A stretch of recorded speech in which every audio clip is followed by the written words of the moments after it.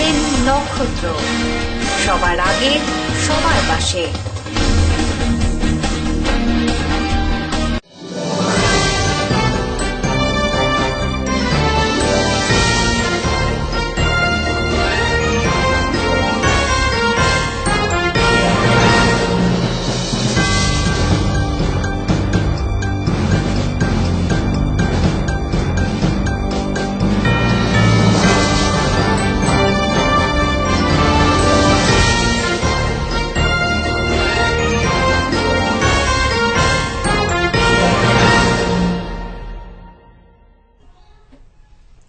নমস্কার, নক্ষত্র নিউজে আপনাদের সকলকে স্বাগত। আপনাদের মুখোমুখি আমি সৌমিক। আসছি বিস্তারিত সংবাদ নিয়ে। ফের সন্তান বিক্রির অভিযোগের ভিত্তিতে উত্তেজনার সৃষ্টি হল ধূপগুড়ি এলাকায়। এক স্কুল শিক্ষক এবং শিশুটির বাবার বিরুদ্ধে এই অভিযোগ করে শিশুটির মা সালিয়া বিবি। ব্যাপারটি জানাজানি হতেই এলাকাবাসীরা চড়াও হয় ওই স্কুল শিক্ষকের ওপর। পরে ধূপগুড়ি পুলিশ এসে ওই শিক্ষককে উদ্ধার করে নিয়ে যায়। ফের সন্তান বিক্রির অভিযোগ উঠল জলপাইগুড়ি জেলাতে। দারিদ্রতার সুযোগ নিয়ে টাকা দিয়ে দুদিনের কন্যা সন্তান আত্মীয়কে পাইয়ে দেবার অভিযোগ ধূপগুড়ির নেতাজি পাড়া প্রাথমিক বিদ্যালয়ের প্রধান শিক্ষক অতুল বসাকের বিরুদ্ধে।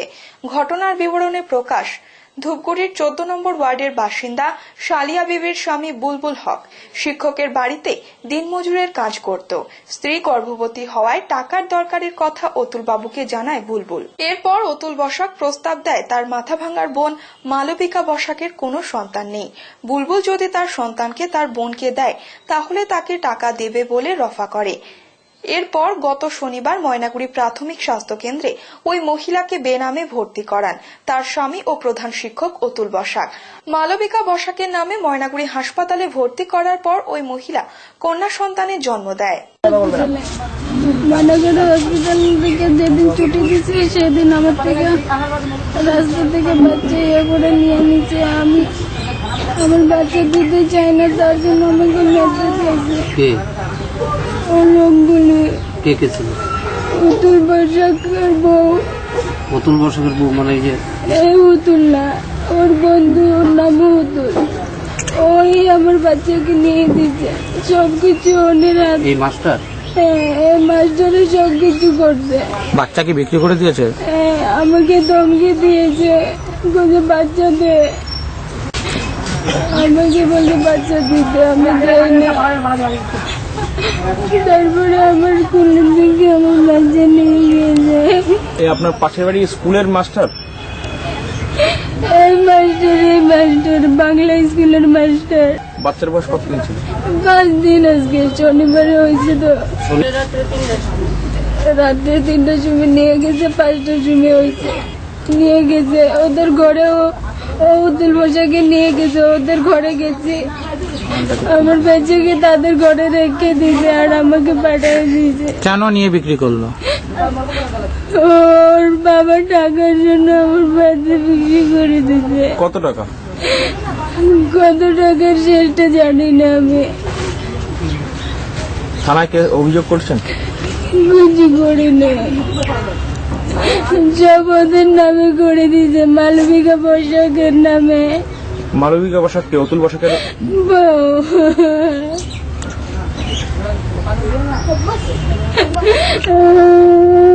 বাচ্চাটা আপনি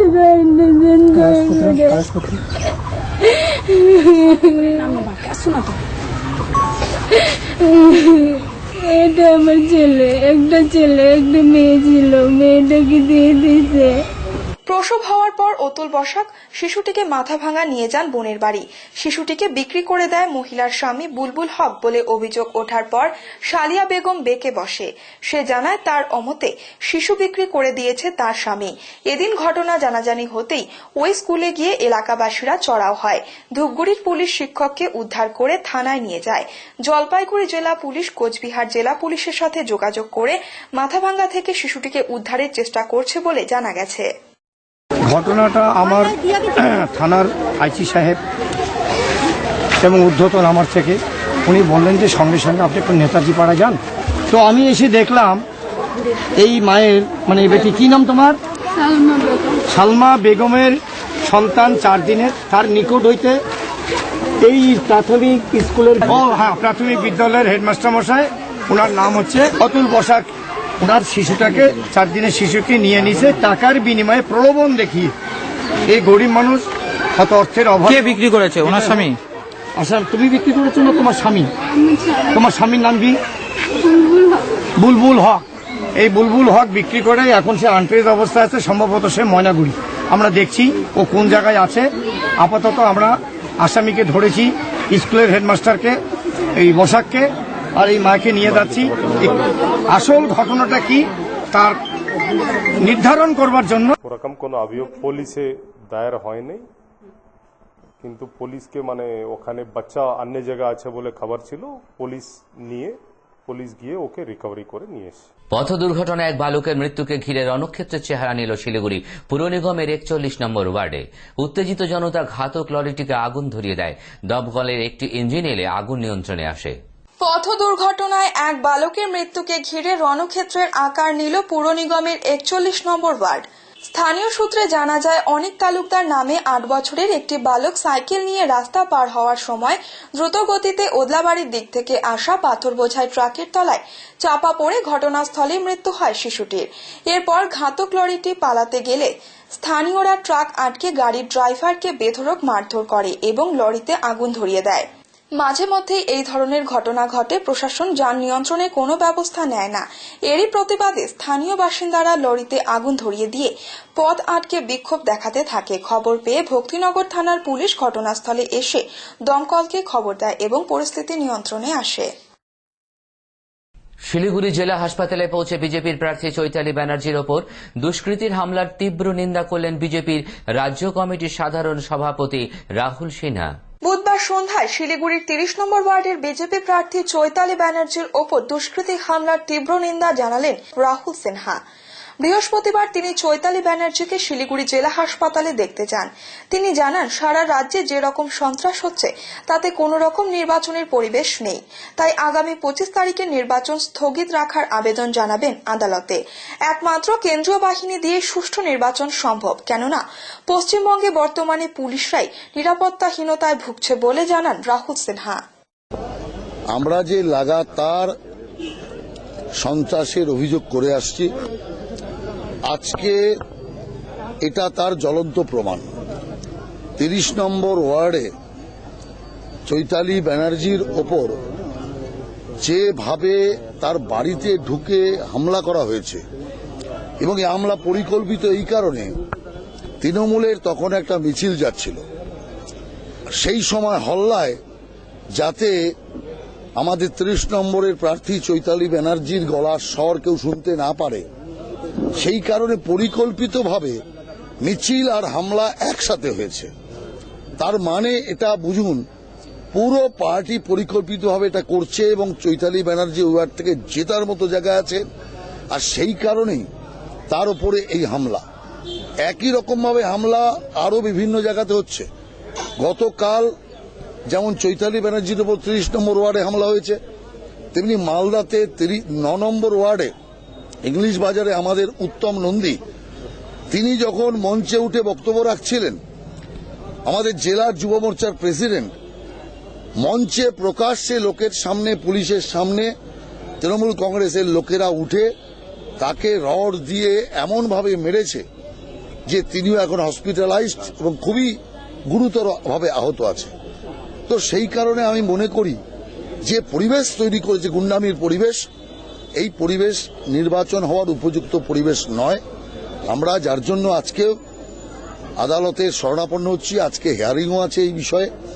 কারণ যেভাবে পুলিশের নিষ্ক্রিয়তায়, যেখানে পুলিশও নিরাপদ নয়, এই অবস্থাতে গুন্ডাইজমের দ্বারা নির্বাচন পরিচালনা হচ্ছে, যার জ্যান্ত নমুনা, জলজ্যান্ত উদাহরণ আজকে এই শিলিগুড়ি হসপিটালে আপনারা দেখছেন। বুধবার রাত্রে ময়নাগুড়ি ব্লকের দোমোহনী পুরানবাজার রেলগেট সংলগ্ন এলাকায় একটি দুর্ঘটনার কবলে পড়লে আহত হয় 2 যুবক। তাদের নাম অর্ঘ্য রায় ও প্রমাণ বসু। এদের দুজনের বাড়ি জলপাইগুড়িতে। ঘটনার খবর পেয়ে ময়নাগুড়ি দমকলের কর্মীরা ছুটে যান। পরে আহত দুই যুবককে উদ্ধার করে ময়নাগুড়ি গ্রামীণ হাসপাতালে চিকিৎসার জন্য নিয়ে আসে। স্কুটি আরোহী দুজন দমোহনী থেকে জলপাইগুড়ি যাবার সময় এই ঘটনা। ময়নাগুড়ি দমকল কেন্দ্রের গ্রুপ লিডার মনীষ সেন জানান, রাত আনুমানিক 10:45 নাগাদ তাদের কাছে খবর আসে স্কুটি দুর্ঘটনার। খবর পেয়ে তারা তাদের উদ্ধার করে ময়নাগুড়ি গ্রামীণ হাসপাতালে নিয়ে আসে। দুর্ঘটনার কারণ হিসেবে তিনি জানান, সম্ভবত রাস্তায় গর্ত থাকার কারণে এই দুর্ঘটনা বলে মনে করেন তিনি। 12টার সময় আমরা একটা কল পেলাম আর কি, যে কোনো অ্যাক্সিডেন্ট হয়েছে দমনি রেল ব্রিজের কাছে আর কি। আমরা গাড়ি নিয়ে গেলাম, গিয়ে দেখি যে দুজন পড়ে আছে, আর স্কুটি ছিল, স্কুটারটা পাশে পড়ে আছে, স্কুটার হ্যান্ডেল লক হয়ে গেছে আর কি, স্কিড করে দুজনের ছুলে টুলে গেছে। এদেরকে আমরা এখন হসপিটালাইজ করলাম, নিয়ে আসলাম এখানে। ওদের একজন নাম হচ্ছে অর্ঘ রায়, 23 বছর বয়স, জলপাইগুড়িতে বাড়ি। আর একজন প্রমাণ বসু, ওর 23 বছর বয়স, ওই জলপাইগুড়িতে বাড়ি, ট্রিটমেন্ট করছে আর কি। সময় একটা বিজ্ঞাপন বিরতির। ফিরে আসছি বিরতির পর, ততক্ষণ সঙ্গে থাকুন নক্ষত্র নিউজ। আপনারা দেখছেন নক্ষত্র, সবার আগে সবার পাশে।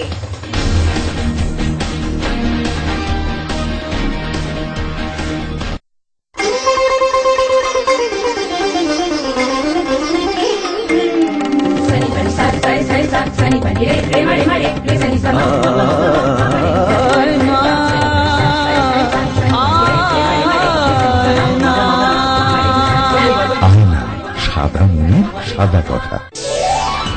আয়না ডিশওয়াশার, আয়না শাইন, ঝকঝকে চকচকে একদম।